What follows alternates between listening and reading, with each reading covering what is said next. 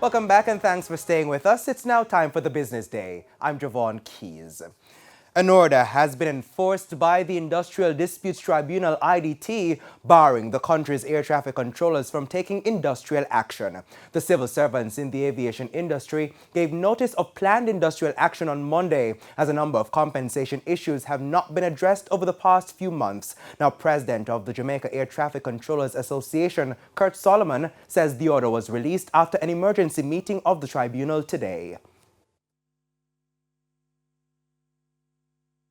At the tribunal today, both the employer, which is the Jamaica Civil Aviation Authority, and ourselves advised the tribunal that we did not have a dispute between each other. But we advised the tribunal that we had a dispute with the Ministry of Finance, and that dispute stems from the Ministry of Finance being extremely tardy in responding to a wage claim that was submitted in accordance with their circular number 4, February 2015. Two, the Ministry of Finance appears to be trying to bind us to some conditions that are predicated on the public sector compensation review, of which we only learned recently that we would be included, but at some later date.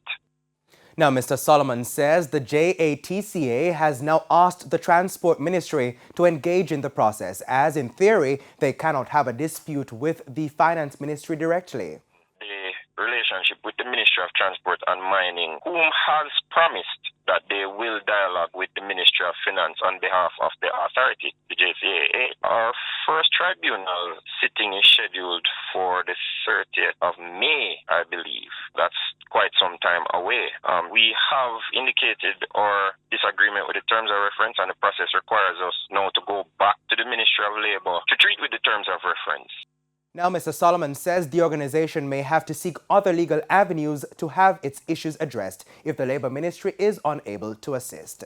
Now, on to some company news. Grace Kennedy has invested private equity in technology and data company Blue Dot. Now, CEO of Grace Kennedy, Don Webby, says the decision to invest in the company is strategic as it hopes to leverage Blue Dot's extensive market research and data science expertise. Now, this will support its business across the region. Founder of Blue Dot, Laren Peart, will remain Blue Dot's managing director. In 2021, Blue Dot's head finalized a deal with SSL Venture Capital Jamaica to reacquire outstanding shares. SSL at one point owned 50% of Blue Dot. However, 20% of that stake was sold to a company called Yesaya. Now, Laren later, that's the founder of Blue Dot, later acquired the remaining 30% stake.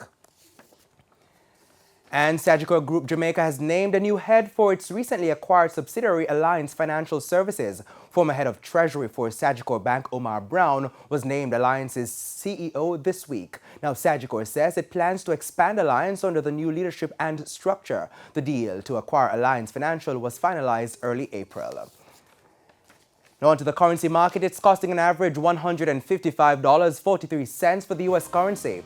$125.01 is the going rate for the Canadian dollar, $204.68 for the pound, while the euro is trading for an average $172.02.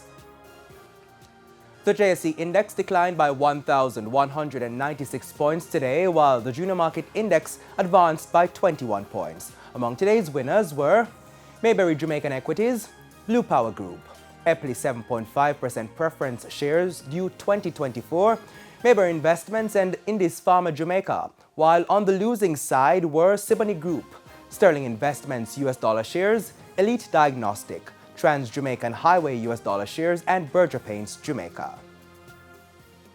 And that's it for the Business Day. I'm Javon Keys. Stay with us. Regional and international news are after the break.